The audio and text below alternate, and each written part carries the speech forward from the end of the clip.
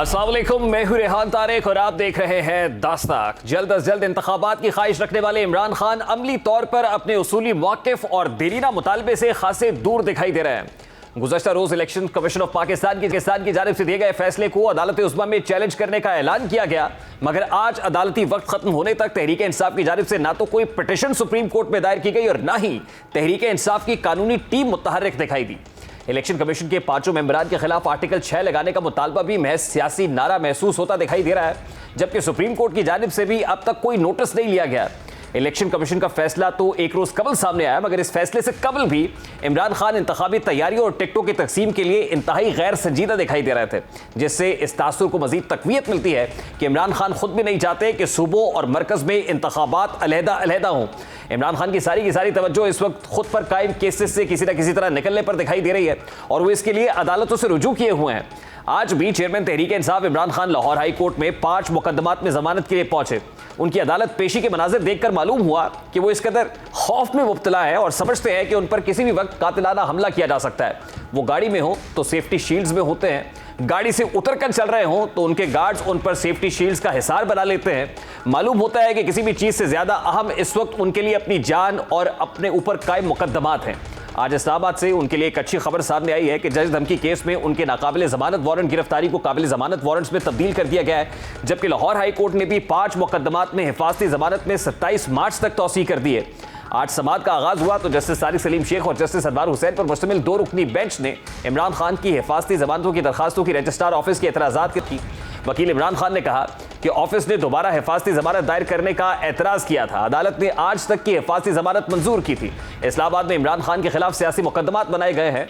अब 2 बार हिफाजती जमानत में बहुत कम मार्जिन होता है। हिफाजती जमानत इसलिए मांग रहे हैं ताकि इस्लामाबाद जा सकें। जस्टिस तारिक सलीम ने कहा कि हमें कानून दिखाए कि दोबारा हिफाजती जमानत दी जा सकती हो। अभी तक माजी में ऐसा कोई फैसला नहीं है, ना ही रिवायत है कि हिफाजती जमानत दोबारा दी गई हो। वकील इमरान खान का कहना था कि हमें खुद समझ नहीं आ रही कि कैसे जमानतें लें। जस्टिस तारिक सलीम ने कहा कि बेहतर है कि यह दरखास्त इस्लामाबाद हाई कोर्ट में दायर करें। इस दौरान इमरान खान खुद रोस्टम पर आए। उनका कहना था कि जब मैं इस्लामाबाद गया तो तमाम रास्ते बंद थे, आज भी हम खुफिया आए हैं। इस्लामाबाद जाते हुए आंसू गैस चली, लोगों पर लाठी चार्ज हुआ, हमें इस्लामाबाद से वापस होना पड़ा। ऐसा तो पहले कभी नहीं हुआ, मैं तो वहां से जान बचा कर निकला था। वकील इमरान खान ने कहा कि हम आज सिर्फ एक वर्किंग डे मांग रहे हैं ताकि इस्लामाबाद जा सके। अदालत का कहना था कि हम दरखास्त पर ऑफिस के एतराज़ को जुडिशल साइट पर देखेंगे। अदालत ने इमरान खान की दरखास्तों को नंबर लगाने की हिदायत करते हुए समाअत में वक्फा दिया। वक्फे के बाद वकील इमरान खान का कहना था कि यह आम तरह की जमानत नहीं है, हमने हिफाजती जमानत में तौसीह मांगी है, हमारी मजबूत ग्राउंड्स है। बाज़ फरीकैन के दलाइल सुनने और हाई कोर्ट ने इस्लामाबाद के 5 मुकदमात में इमरान खान की हिफाजती जमानत मंजूर करते हुए 27 मार्च तक तौसीह कर दी।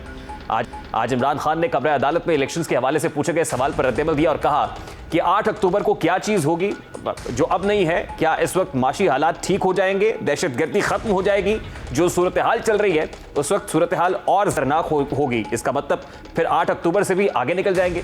जब एक मरतबा आइन से निकलने का फैसला कर लिया, इसके बाद तो आप कुछ भी कर सकते हैं। इमरान खान अदालत की अहाते के अंदर सहाफ़ियों की जानिब से पूछे गए सवाल पर क्या कह रहे थे, जरा उसकी एक झलक आपके साथ रखता है। जो 8 अक्टूबर को भी हो जाएंगे, देखे ना, क्या माशी हालात ठीक हो जाएंगे, क्या दहशतगर्दी कम हो जाएगी।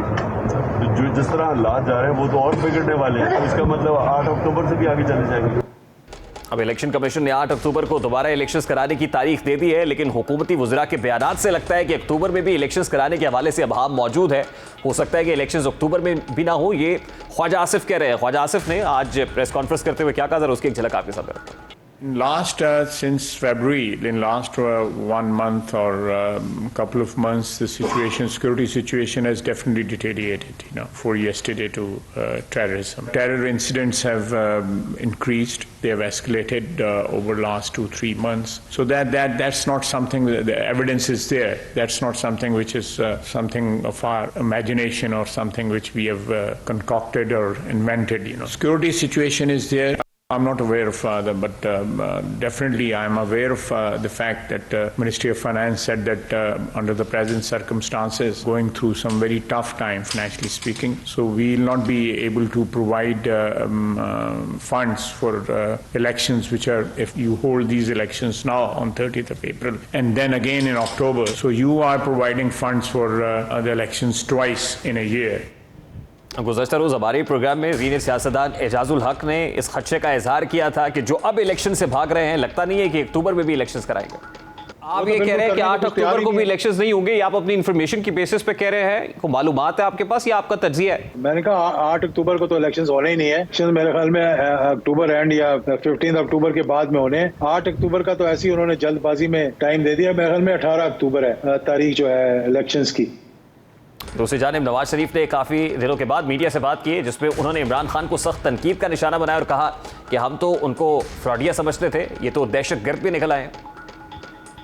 ये हेरा फेरी और फ्रॉडिया बंदा तो पहले ही था, सब दुनिया जानती है, लेकिन ये दहशतगर्द भी था, इसका किसी को इल्म नहीं था। अब वास्ता पड़ा है तो सामने आया है और ऐसी वैसी कोई दहशतगर्दी, यानी मैंने ना इससे कोई बड़ा फ्रॉडिया पाकिस्तान की सियासत में को देखा है और ना कोई इस तरह का मैंने दहशतगर्द पाकिस्तान की सियासत में को देखा है।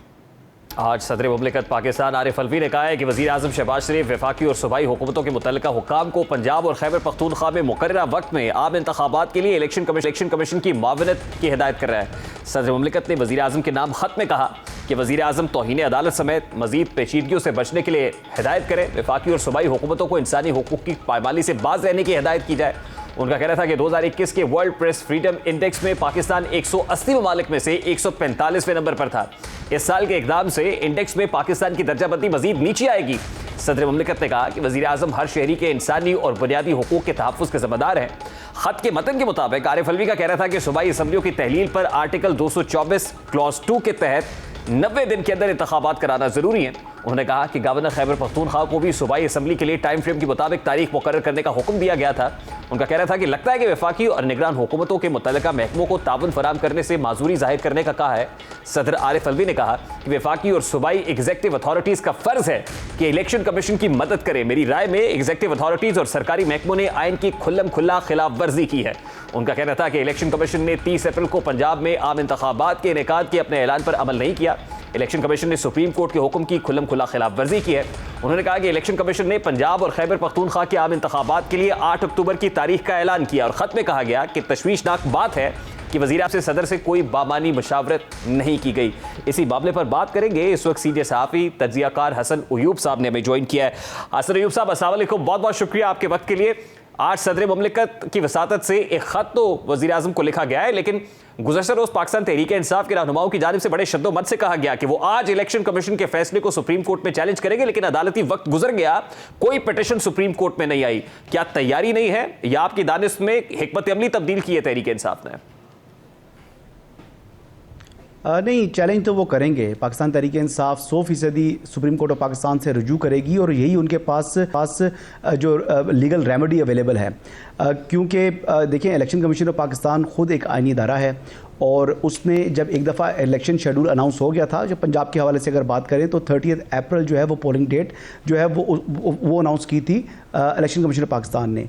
लेकिन इलेक्शन कमीशन ऑफ पाकिस्तान को ही आईन पाकिस्तान ये इख्तियार देता है, वो बाख्तियार इदारा है, वो इलेक्शन की तारीख को आगे लेकर जा सकता है। जहाँ तक रहा सवाल कि आईन पाकिस्तान जो कहता है कि 90 रोज़ के अंदर आपने इंतखाबात कराने हैं, अगर असम्बली अपनी मदद पूरी नहीं करती तो ऐसी सूरत में 90 दिन का पीरियड तो पहले ही एग्जॉस्ट हो चुका है रेहान साहब। तो 90 दिन की जो बार थी वो तो पहले ही वो क्रॉस हो चुकी है और अब जो इंतखाबात होने जा रहे थे यानी 30 अप्रैल को भी होने थे, तो वो 90 दिन का जो पीरियड है जो आईन पाकिस्तान कहता है उसको क्रॉस कर चुकी थी। अब रहा सवाल जी कि 8 अक्टूबर को इंतखाबात के हवाले से खदशात जाहिर कर रहे हैं इमरान खान साहब के इंतखाबात होंगे या नहीं होंगे। अब 8 अक्टूबर के हवाले से तो मैं जो है वो बहुत कबल वक्त होगा कहना, लेकिन मौजूदा हालात के अंदर इंतखाबात का इनेकाद इसलिए मुमकिन दिखाई नहीं दे रहा था कि 2 रोज़ कबल ब्रिगेडियर रैंक के ऑफिसर जो है वो हमारे ISI के वो दहशतगर्दी की जो है वो भेंट चढ़े हैं और जो है वो तमाम के तमाम यानी जो स्टेट रिप्रेजेंटेटिव्स थे यानी प्रेसिडेंट ऑफ पाकिस्तान से लेकर आर्मी चीफ तक और प्राइम मिनिस्टर ऑफ पाकिस्तान और जो दीगर जो है वो DGISI, वो तमाम के तमाम लोग उनकी जो स्टेट फ्यूनरल थी उसके अंदर मौजूद थे और वो हम सब ने उसको विटनेस किया है। तो हालात अच्छे नहीं हैं। ठीक है, आप भी देखिए हुकूमत या अस्करी इदारे जब ये कहते हैं कि वो नफरी फराम नहीं कर सकते, हुकूमत फंड्स फराम नहीं कर रही है निगरान हुकूमतों को, इसका मतलब ये है कि हुकूमत अपने स्टेटमेंट्स के रास्ते भी इलेक्शन कमीशन के फैसले के पीछे खड़ी हुई है, लेकिन तहरीक इंसाफ इसकी मुखालिफत कर रही है। मैं इस पर आता हूं, लेकिन उससे पहले डोगर केस के अंदर चीफ जस्टिस उमर अता बंदयाल ने बड़े वाज़ेह अंदाज में ये कहा था कि अगर इलेक्शंस में कोई ताख़ीर होगी तो हम मुदाखलत करेंगे, लेकिन अभी तक सुप्रीम कोर्ट ऑफ पाकिस्तान की जानिब से भी कोई इस किस्म का कोई नोटिस नहीं लिया गया है। क्या खबरें हैं इस्लामाबाद के अंदर? देखिए जी, खबरें तो आपके सामने हैं सारी के। देखें, जस्टिस मज़ार अली अकबर नकवी के ख़िलाफ़ जो है वो सुप्रीम जुडिशल कौंसिल में रेफरेंसेस दायर हो चुके हैं और एक रेफरेंस जो पाकिस्तान बार कौंसिल है उसकी जानिब से जो है वो दायर हुआ है। इसके अलावा एक जो है दो जो हैं वो प्राइवेट रेफरेंसेस हैं जो मियाँ दाऊद एडवोकेट हैं उनके रेफरेंस के ऊपर तो यानी जो जब reference supreme court of Pakistan में दायर होता है किसी जज के ख़िलाफ़ तो आर्टिकल 209 के तहत जो है ये शिकायत होती है। फिर इस शिकायत को परखने के लिए जो चीफ जस्टिस हैं जो कि बतौर चेयरमैन सुप्रीम जुडिशल कौंसिल जो है वो अपने फ़राइज़ सर अंजाम दे रहे होते हैं, वो जो है ये मैटर रेफ़र करते हैं। एक अबूरी जो है वो तहकीकात उसके ऊपर होती है, एक अबूरी इंक्वायरी होती है और वो जो हमारे ज़राए बता रहे हैं कि ये मैटर जस्टिस सरदार तारिक मसूद को जो है वो अरसाल कर दिया गया है और वो इस मामले को देखेंगे कि जो शिकायत जस्टिस मज़ार अली अकबर नकवी के ख़िलाफ़ है तो क्या इसमें कोई सब्सटेंस है, क्या आपसे ये जानना चाह रहा हूं कि ये असखुद नोटिस केस था, असखुद नोटिस केस था, सुप्रीम कोर्ट की तरफ से इलेक्शंस के मामले को टेकअप किया गया, इलेक्शन कमीशन ऑफ पाकिस्तान को बाउंड किया गया कि 90 रोज के अंदर अंदर इलेक्शंस कराए, otherwise as early as possible elections की डेट अनाउंस हो। इलेक्शन कमीशन की तरफ से तारीख आ गई, उसके बाद इलेक्शन कमीशन का ये फैसला कि 30 अप्रैल को वो इंतखाबात नहीं करा सकते, 8 अक्टूबर को होंगे। अब असखुद नोटिस का मामला था, कोर्ट की डायरेक्शंस थी, उसके बावजूद अब कोर्ट की तरफ से इस पर कोई नोटिस नहीं लिया गया। मैं ये जानना चाह रहा हूं कि क्या वजह है कि कोर्ट ने इस हवाले से कोई इनिशिएटिव अभी तक नहीं लिया आज खुद? देखें, कंटेम्प्ट का जो मैटर होता है ना रिहान साहब, ये मैटर होता है बिटवीन कंटेम्नर एंड अ कोर्ट। यानी जो सुप्रीम कोर्ट ऑफ पाकिस्तान है अगर वो समझती है कि उसकी तौहीन हुई है फिर तो वो कंटेम्प्ट का नोटिस जारी कर सकती है, चाहे वो इलेक्शन कमीशन ऑफ पाकिस्तान है या इलेक्शन कमीशन ने जो अपने फैसले में रीजनिंग दी है, जो गवर्नमेंट के जो इदारे हैं उनकी जो है वो आगे से अदम ताउन का जो जिक्र किया है, तो क्या उन इदारों को जो है वो उन्होंने तौहीन अदालत का नोटिस करना है या नहीं करना, ये तो स्वाबदीद जो है वो सुप्रीम कोर्ट ऑफ पाकिस्तान के उन जजेस की है। उस जो 5 मेंबर बेंच कहें या इसको 9 मेंबर बेंच कहें या इसको 7 मेंबर बेंच कहें, कोई इस हवाले से भी बड़ा अभाव मौजूद है क्योंकि पहले जो असखुद नोटिस जिसका आप जिक्र कर रहे हैं सवाल में, वो असखुद नोटिस जो है वो चीफ जस्टिस ने लिया और वो 9 मेंबर बेंच उस पर कॉन्स्टिट्यूट किया था। फिर 2 जजेस यानी जस्टिस जो है मज़ार अली अकबर नकवी और जस्टिस इजाजुल हसन ने तो रिक्यूज़ कर दिया, यानी वो उस बेंच का हिस्सा नहीं रहे। लेकिन 2 जजेस ने यानी जस्टिस जाहिया आफरीदी और जस्टिस अतर मनिल्ला ने उन्होंने अपना फैसला सुना दिया था। यानी उन्होंने जो एप्लीकेशन जो असखुद नोटिस था इसको बिला जवाज़ करार दिया था और जो एप्लीकेशंस थी यानी स्पीकर पंजाब असम्बली और स्पीकर KP के असम्बली और उनको जो है रिजेक्ट कर दिया था, उन एप्लीकेशन को मुस्तरद कर दिया था। तो फिर 2 जजेस ने दोबारा फिर जो है वो उनका माइनॉरिटी नोट आपके सामने आया और उन्होंने कहा कि उन 2 जजेस ने जिन्होंने फैसला सुना दिया है उनकी राय को भी शामिल कर दिया जाए। आज तक तो सुप्रीम कोर्ट ऑफ पाकिस्तान इस बात का तयन नहीं कर सकी कि ये फैसला 4-3 का था या 3-2 का था, जब अभी तक इस बात का तयन नहीं हुआ और अभी तक जो है वो डिटेल ऑर्डर या डिटेल जजमेंट इस हवाले से आज खुद नोटिस के ऊपर वो सुप्रीम कोर्ट की नहीं आ सकी। अभी तो बहुत ज़्यादा आभाम सुप्रीम कोर्ट के अंदर मौजूद हैं, तो PTI जो है उनकी एक्सपेक्टेशन है कि सुप्रीम कोर्ट सब कुछ करे, तो सुप्रीम कोर्ट तो मुझे तो ऐसा करता दिखाई नहीं दे रही। उस दिन रात को जिस दिन इंतखाबात को उन्होंने मौखर किया यानी 30 अप्रैल से 8 अक्टूबर तक लेके गए, तो ट्विटर के ऊपर आपने देखा होगा कि बहुत से लोग कह रहे थे कि सुप्रीम कोर्ट के जजेस जो है वो अहाता अदालत में पहुंच चुके हैं, उनकी गाड़ियां वहां पर पार्क हो चुकी हैं, तो क्या फिर वो सुप्रीम कोर्ट खुली, क्या जजेस वो आए? तो ऐसा नहीं है। देखिए, ये रियासती जो अमूर हैं इसमें इलेक्शन कमीशन ऑफ पाकिस्तान एक खुद कॉन्स्टिट्यूशनल बॉडी है और इलेक्शन कमीशन ऑफ पाकिस्तान के ऊपर क्या तौहीन अदालत की कार्रवाई हो भी सकती है या नहीं, ये आज खुद एक बड़ा सवाल है। ये मेरा अगला सवाल भी आपसे कि इलेक्शन कमीशन ऑफ पाकिस्तान का ये जो डिसीजन है, एक कॉन्स्टिट्यूशनल बॉडी है। इरफान कादिर साहब ने जो इस वक्त हुकूमत का लीगल माइंड है, उन्होंने कहा कि इलेक्शन कमीशन के इस फैसले को चैलेंज नहीं किया जा सकता, ये सुप्रीम कोर्ट इसको सुपरसीड नहीं कर सकती। क्या ये बात दुरुस्त है?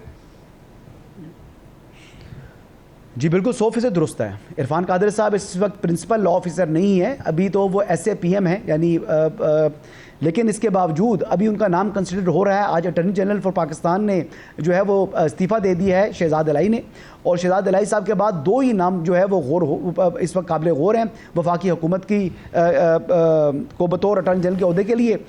उनमें एक जो है वो इरफान कादिर साहब हैं और दूसरे मंसूर अवान साहब हैं और दोनों ही बड़े अच्छा, हम तक जो आखिरी इतलात पहुंची है, वैसे हसन साहब आप ज्यादा इन्फॉर्म्ड होंगे, करीब बैठे हुए वहां पे, हम तक ये इतला पहुंची कि मंसूर अवान का नाम फाइनल हो गया है।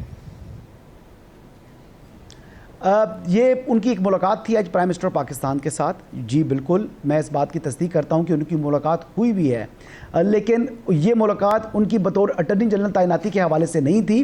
वो कुछ ऐसे मुकदमात हैं, क्योंकि शहबाज शरीफ साहब प्रेसिडेंट पाकिस्तान मुस्लिम लीग नवाज भी हैं और कुछ मुकदमात हैं, और जो इलेक्शन कमीशन का फैसला है ये अमूर ज़ेर बहस आए हैं और इसमें उनकी ऐसा जो अपॉइंटमेंट ऐसा अटॉर्नी जनरल फॉर पाकिस्तान वो नहीं ज़ेर बहस आई। अभी तक मैं आपको बता रहा हूँ कि 50-50 है। मुमकिन है कि इरफान कादिर साहब जो हैं अटॉर्नी जनरल फॉर पाकिस्तान आ जाएं या मंसूर अवान साहब। अगर मुझसे राय पूछें तो मेरा जो वोट होगा वो मंसूर अवान के लिए होगा। हाँ, Mansoor Awan obviously comparatively young हैं, लेकिन अटॉर्नी जनरल इरफान कादिर साहब भी रहे हैं और बड़े तगड़े वकील हैं। मेरा ख्याल है कि बेहतर अंदाज में हुकूमत को रिप्रेजेंट भी करेंगे। क्या इतलात है फाइनल? तो मुझे यही लग रहा है कि शायद मंसूर अवान का नाम कहीं फाइनल हो गया है वज़ीर आज़म से मुलाकात के अंदर, लेकिन ऑब्वियसली ये तो अभी आने वाले मेरा ख्याल है कि चंद घंटों के अंदर खबर कंफर्म भी हो जाएगी। मुझे ये बताइए सर, ये शहजाद अता इलाही साहब ने जो इस्तीफा दिया है कि ये बात ज़ेर बहस नहीं आई। अच्छा, ये बात उस मीटिंग ज़ेर बहस नहीं आई थी। ये जो शहजाद अता इलाही साहब ने रेजिग्नेशन दिया है, इसके पीछे क्या वजह है? मेरी इत्तला के मुताबिक उनसे रेजिग्नेशन लिया गया है, क्योंकि जब अपॉइंटमेंट हो गई थी मंसूर अवान को बतौर अटॉर्नी जनरल फॉर पाकिस्तान, उनकी तैनाती की समरी को मंजूर भी कर दिया था प्रेसिडेंट ऑफ पाकिस्तान से ने, तो उसके बाद उनका नोटिफिकेशन जो है वो लॉ मिनिस्ट्री ने जारी नहीं किया था। और उस वक्त भी हमें ज़राए से जो इतलात मौसूल हुई थी कि शायद जो आला अदलिया के जजेज़ हैं, यानी chief justice supreme court of Pakistan justice Umar Ata Bandial, वो उनके अपॉइंटमेंट के हवाले से खुश नहीं थे। तो फिर उन्हीं की वजह से जो शहजाद इलाही साहब हैं उनको अटॉर्नी जनरल फॉर पाकिस्तान लगा दिया गया और मंसूर अवान साहब ने इस्तीफ़ा भी नहीं दिया था। तो मंसूर अवान साहब की जो अपॉइंटमेंट थी उसमें जो हमें सोर्सेज बताते थे कि मुखालफत की गई थी चीफ जस्टिस और जो उनके ब्रदर जजेज़ हैं उन्होंने वो उनको नहीं चाहते थे कि वो अटॉर्नी जनरल फॉर पाकिस्तान आए। देखिए, ये रवायत रही है, यानी former prime minister Imran Khan ने भी चीफ जस्टिस गुलजार अहमद के साथ जो है वो मुशावरत करने के बाद ही उन्होंने बैरिस्टर अली जफ़र साहब की जगह उन्होंने बैरिस्टर जो है वो खालिद जावेद खान को अपना अटॉर्नी जनरल लगाया था और उन्होंने बड़ा अच्छा डिलीवर किया था। उन्होंने इमरान खान साहब के और जुडिशरी के दरमियान जो फासले थे वो कम किए थे और वो एज अ ब्रिज उन्होंने काम किया था। लेकिन जहाँ पर बैरिस्टर शहजाद इलाही साहब को शायद वो वैसा अपॉर्चुनिटी ही नहीं मिल सकी कि वो ब्रिज कर सकते हैं बिटवीन गवर्नमेंट एंड जुडिशरी, और इस वक्त हालात वैसे ही बहुत कशीदा हो चुके हैं। इस वक्त जो है गवर्नमेंट और जुडिशरी और विद इन जुडिशरी काफ़ी तकसीम है और जुडिशरी के अंदर भी हालात अच्छे नहीं हैं। अभी जैसा मैंने आपको पहले भी बताया था कि आज को नोटिस के दरमियान भी हमने देखा था कि मुख्तलिफ जजेस जो हैं उन्होंने जो है अपने एतराज़ात ओपन कोर्ट्स में किए थे, उनके इख्तलाफात खुल के सामने आ गए थे। और अब जस्टिस काजी फाइज ईसा चंद माह बाद जो है वो chief justice supreme court of Pakistan आने जा रहे हैं। तो इस वक्त जो फ्रस्ट्रेशन है विद इन जुडिशरी वो भी खासी जो है इस वक्त वो बढ़ती हुई दिखाई दे रही है। अब ये बेहतर करे। अब ये देखना पड़ेगा कि इस अपॉइंटमेंट से ये फ्रस्ट्रेशन, ये खलीज मजीद बढ़ेगी या ब्रिज हो जाएगी। बहुत बहुत शुक्रिया हसन अयूब साहब, आपके वक्त काफ़ी हसन अयूब हमारे साथ मौजूद थे, गुफ्तगू आपने सुनी। आज अटॉर्नी जनरल ऑफ पाकिस्तान ने अपने ओहदे से इस्तीफा दे दिया और बताया जा रहा है कि शहजाद अता इलाही ने ओहदे से इस्तीफे की वजह ज़ाती वजूहात बताई है, लेकिन ये इस्तीफा लिया गया है। बैरिस्टर शहजाद अता इलाही को 2 फरवरी को अटॉर्नी जनरल ऑफ पाकिस्तान मुकर्रर किया गया था और उनका स्टेटस और रैंक वफाकी वजीर के बराबर था, जिनको मंसूर अवान के ओहदे ना संभालने के बाद अटॉर्नी जनरल बनाया गया था। और इस पर कॉन्फ्लिक्ट क्या रहा, मंसूर अवान को नॉमिनेट किया गया और किन हलकों से उनके ऊपर तनकीद आई, जिसके बाद शहजाद अता इलाही को अपॉइंट कर दिया गया। ये हसन बता रहे थे। आज फवाद चौधरी ने अटॉर्नी जनरल के इस्तीफे पर रद्दअमल में कहा है कि अटॉर्नी जनरल शहजाद इलाही को मालूम है कि इलेक्शन कमीशन ने गैर कानूनी तौर पर इलेक्शन मुलतवी किए, इसलिए वो मुस्ताफी हो गए क्योंकि वो किसी भी गैर कानूनी काम में मुलविस नहीं होना चाहते थे। ये फवाद चौधरी साहब का एक स्टेटेड पोजीशन है, उनका जो साउंड बाइट है वो भी हमारे पास मौजूद है। जरा आपको दिखाते हैं कि फवाद चौधरी साहब ने क्या कहा है। मैं तो कल से ही ये कह रहा था, ये शहजाद इलाही जो है, देखें ये एक बड़े वकीलों में है, वो लॉ जानता है, समझता है, and he is too young, बड़ी जिंदगी बड़ी है अभी उसके। ऐसे लोगों को तो कॉम्प्रोमाइज नहीं करना चाहिए असूलों पे, फिर तो मुल्क ही बैठ जाएगा अगर इस तरह के लोग जो हैं वो खड़े हो जाएंगे। And I am very happy कि उन्होंने रिजाइन किया है और इस मौके के ऊपर वो खड़े हुए हैं। अब इस वक्त दो नाम गर्दिश कर रहे हैं, एक मंसूर अवान है, दूसरे इरफान कादिर हैं। हमारी इतलात ये है कि मंसूर अवान पर वज़ीर आज़म ने अपने एतमाद का इजहार किया और वो नेक्स्ट अटॉर्नी जनरल पाकिस्तान होंगे। लेकिन हुकूमत और जुडिशरी के माबैन खलीज मजीद बढ़ेगी, ये गैप बढ़ेगा या वो ब्रिज करने में कामयाब हो जाएंगे, ये तो आने वाले दिन ही बताएंगे। अभी एक ब्रेक लेते हैं और ब्रेक के बाद जब वापस आएंगे तो इमरान खान साहब पर मुकदमात की कुल तादाद कितनी है और कितनी वो बताते हैं, ज़रा इसका पोस्टमार्टम करने की कोशिश करेंगे। इस ब्रेक के बाद हमारे साथ रहिए।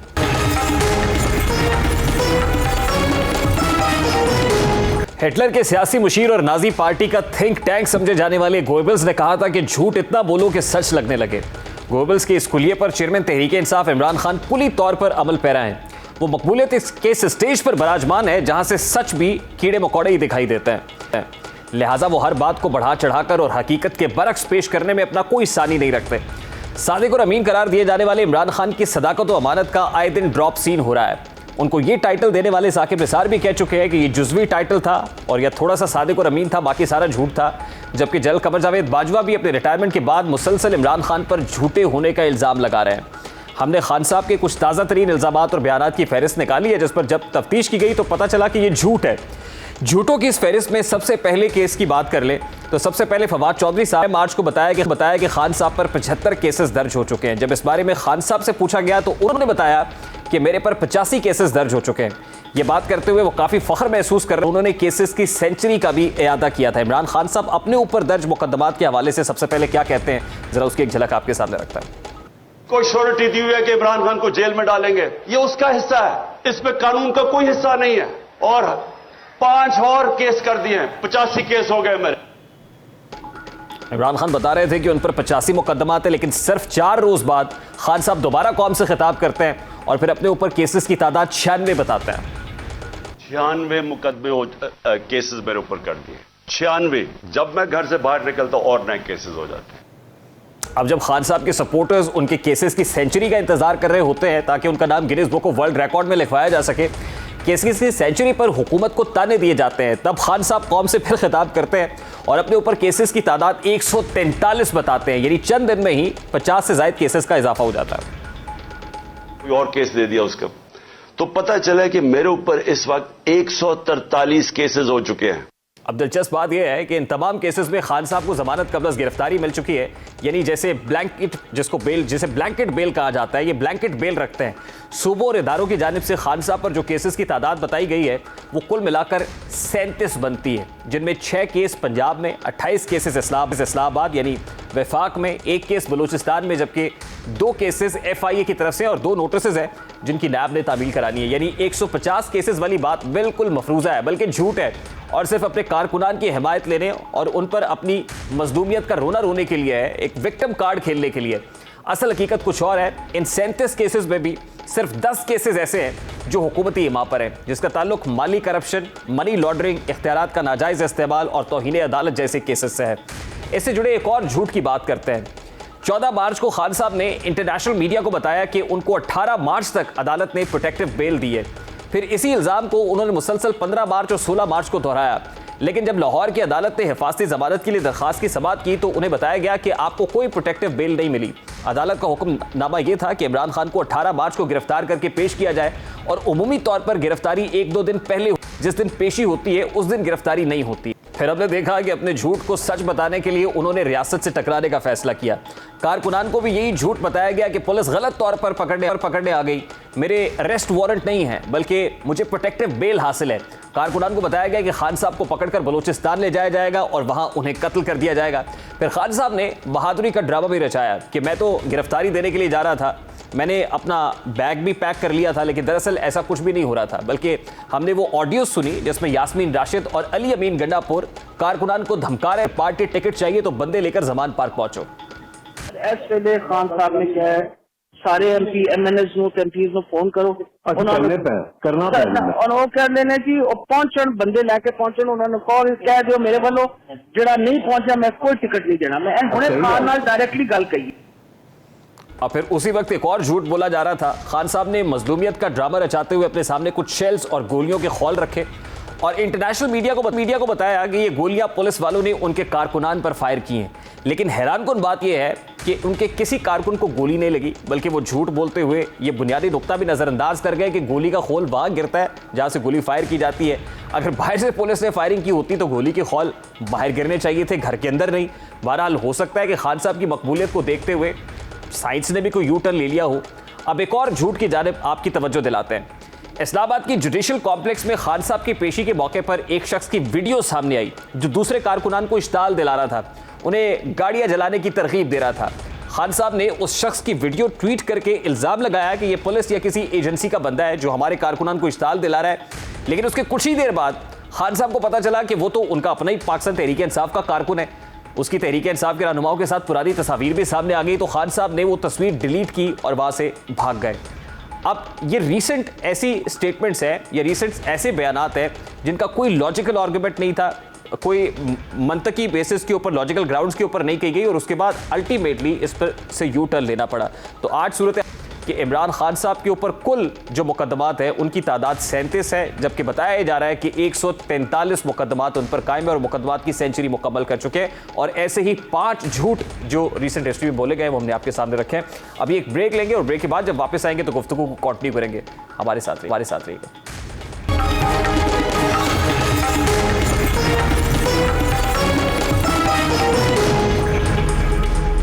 Welcome back. इस वक्त पाकिस्तान तहरीक इंसाफ की मरकज़ी रहनुमा आलिया हमजा साहब हमारे साथ मौजूद है। अस्सलाम वालेकुम आलिया हमजा साहब, बहुत बहुत शुक्रिया आपके वक्त के लिए। आलिया साहब, सबसे पहले तो बड़ा सादा सा सवाल है, इमरान खान साहब पर कायम मुकदमात की तादाद आपके नज़दीक कितनी है हकीकी तौर पर, क्योंकि खान साहब तो ये बताते हैं कि वो सेंचुरी मुकम्मल कर चुके हैं। जी बिस्मिल्लाहिर्रहमानिर्रहीम। रेहान तारिक साहब उस दिन जो लाहौर हाई कोर्ट में पेश हुए हैं और ये बताया गया कि 84 मुकदमात पंजाब में है और इसके अलावा कम से कम 40 से 45 मुकदमात इस्लामाबाद की हदूद नहीं, लेकिन वो सिर्फ इमरान खान पर तो नहीं है ना, अलावा है नहीं, लेकिन वो सारे मुकदमात सिर्फ इमरान खान पर तो कायम नहीं है। मैं तो इमरान खान के अगेंस्ट जो FIRs रजिस्टर्ड है मैं उनकी बात कर रहा हूँ। जी मैं वही उन्हीं की बात कर रही हूँ, क्योंकि हमने उनसे इमरान खान साहब के ये जितने केसेस हैं उनकी तफसीलात मांगी थी। नहीं, ये जो डिटेल्स इस वक्त हमारे सामने आई है उसके मुताबिक तो कुल 37 मुकदमात है जो इमरान खान साहब पर है। जी बिल्कुल ऐसा नहीं है, सेंचुरी से भी ऊपर जा चुके हैं, तकरीबन 147 मुकदमात। नहीं, वो लिस्ट हमारे सामने है ना, वो तो आपके कारकुनान के ऊपर है, कोई असद उमर साहब पे या किसी और के ऊपर है। ये ज़ेबे दास्ता के लिए एग्जैजरेशन करके बताई जाती है। देखिए बिल्कुल एग्जेजरेशन करके नहीं बताई जाती है। मैं आपको बता रही हूँ कि ये 147 से ज्यादा जाली मुकदमात हैं और ये दुनिया इस वक्त देख रही है कि इस वक्त सख्त तरीन मौसम। लेकिन ये सारे इमरान खान पर नहीं है ना, मेरा सवाल तो ये है कि ये सब इमरान खान पर तो नहीं है। एक सेकेंड, नहीं ये सब इमरान खान साहब के ऊपर। अच्छा चलिए फिर मुझे बताया कि कौन सा मुकदमा इमरान खान साहब पे कहाँ है। मैं आपको डिटेल दे सकता हूँ कि कौन सा मुकदमा कहाँ कायम है। मैं तो आपको एग्जैक्टली ये बता रही हूँ कि जो लाहौर हाई कोर्ट ने दिया सब में नामजद इमरान खान जरूर है, चाहे उसमें 200 नामालूम अफराद डाल दें, 100 मालूम 6 मुकदमात पंजाब में है, 28 इस्लामाबाद में है, 2 FIA के हैं कुल और 2 नोटिस हैं जिनकी लैब ने तामील करानी है। बता दूं एक सेकेंड, एक और चीज भी मैं आपको बता दूं, यहाँ पर सूरत हाल ये नहीं है। आप जब बात करें, अभी तक मैंने जो केसेस थे, अभी तक तो FIA और NAB के केसेस इसमें शामिल ही नहीं थे। अभी तक तो ये केसेस थे जो केसेस दहशत, अगर FIA के केसेस को निकाल दिया जाए तो 35 बनते हैं, 35 बनते हैं। जी नहीं, ये टोटल 147 केसेस नहीं, वो कैसे है यही तो पूछ रहा हूँ मैं आपसे कि वो कैसे है। मेरे पास तो डिटेल पड़ी हुई है, मैं तो डिटेल पढ़ के सुना रहा हूँ आपको। ये वही है जो लाहौर हाई कोर्ट का डेटा सामने आया, मैं उस डेटा को पढ़ के सुना रहा हूँ आपको। जी मैं लाहौर हाई कोर्ट का डेटा और इस्लामाबाद हाई कोर्ट का डेटा दोनों को इकट्ठा करके आपको बता दूं। लाहौर हाई कोर्ट के डेटा के मुताबिक इमरान खान साहब पर 6 है, इस्लामाबाद के डेटा के मुताबिक 28 है। रेहान साहब आप मेरी बात एक बलूचिस्तान में देखिए, मेरी बात सुने। अगर आप लोगों ने गोई वाली बात करनी है, आप ये कर दें कि जी इमरान खान असद उमर फवाद चौधरी के साथ नामजद कर दिया 200 नामालूम अफराद को, और बाद में नामालूम अफराद में कहीं आप अजहर मशवानी को डलवा दें, कहीं आप हसन न्याजी को डलवा दें, कहीं आप मुझे डलवा दें, कहीं आप किसी और को डलवा दें। मैं तो आपसे सिर्फ ये पूछ रहा हूँ कि ये जो ज़ेबे दास्ता के लिए मुबालगा आराई की जाती है, ये क्या सिर्फ कारकुनान के सामने विक्टिम कार्ड प्ले करने के लिए किया जाता है? 147 से ज्यादा यहाँ पर केसेस हैं जिसके अंदर इमरान खान को आपने नामजद किया हुआ है। अच्छा किसी मेरा सवाल है, IG साहब ने, IG पंजाब ने गुज़श्ता रोज पुलिस दरबार में, एक सेकंड एक सेकंड मुझे जरा बात कर लेने दीजिएगा। यहाँ पर सूरत हाल पते के इन मुकदमात की थोड़ी सी तफसील मैं बता दूं। इलेक्शन कमीशन के बाहर यहाँ पर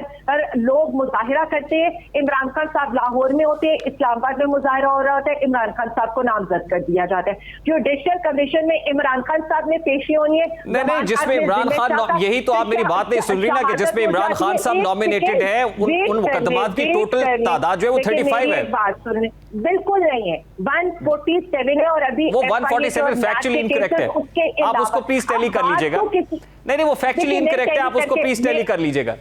मेरे पास तो ये डॉक्यूमेंट्स पड़े हुए हैं। मैं टैली कर चुकी हूँ। इस वक्त जो सूरत हाल है ना, मैं ये बता दूं कि मुझे अफसोस इस चीज पर नहीं हो रहा है, अफसोस इस चीज पर हो रहा है कि नामालूम अफराद के अंदर हमारे रहनुमाओं को डाला जा रहा है। इमरान खान साहब घर से निकलते हैं तो उनके ऊपर जमानत पर के उधर FIR हो जाती है। अभी वो रैली का कहते हैं तो यहाँ पर दफा 144 लग जाती है। यहाँ पर वो कोर्ट जाने लगते हैं तो वहाँ कोर्ट जाने तक रास्ते में उनके ऊपर FIR हो जाती है। अच्छा। इस वक्त सूरत हाल है कि हमारा कारकुन मरता है, लेकिन उसकी भी हमारे ऊपर हो जाती है। चले लास्टली मुझे सिर्फ ये बताइएगा कि IG पंजाब ने कल पुलिस दरबार किया और उसके अंदर बड़ा कैटेगोरिकली कहा कि भाई जो जुडिशल कमीशन बन गया है उसमें अगर आपके पास कोई सबूत है कि हमारी पुलिस फोर्स ने या 5 लोगों ने आपको मारने का, कत्ल करने का कोई प्लान बनाया तो वो सबूत फराहम कर दें, वो सबूत देंगे आप? सबसे पहले तो मेरा आपसे ये सवाल है, क्या ये इस IG के ऊपर, जो IG अब तक 800 लोगों के घरों के ऊपर छापे मार चुका है बगैर किसी वजह के, हमारी पार्टी के लोग इस वक्त मिसिंग पर्सन की मैं आपसे पूछ रहा हूं कि इमरान खान को कत्ल करने का जो प्लान IG साहब ने बनाया, आपको सबूत देंगी? एक मिनट पहले मुझे जरा बात कर लेने दें, ठीक है। उस IG की सूरत हाल ये है कि प्लास्टिक बोतल के अंदर वो पेट्रोल बम बना रहा है। एक्चुअली मेरे पास I have to take a quick short break ना, मैं चाह रहा हूं कि मेरे सवाल का जवाब दे दे ताकि मैं ब्रेक तो ले सकूं। बता दूं कि हमें ना ये निगरान हुकूमत का काम है इलेक्शन की निगरानी करे, IG का काम है थोड़े दिनों के लिए लॉ एंड ऑर्डर की सिचुएशन क्रिएट करे, लेकिन वो लॉ एंड ऑर्डर के अंदर ही वो जो है chaos पैदा करे, अनार्की पैदा करे। I have to take a very quick short break. Aliya Hamza से तहरीक इंसाफ की रहनुमा हमारे साथ मौजूद थी। एक ब्रेक लेते हैं, ब्रेक के बाद वापस आते हैं।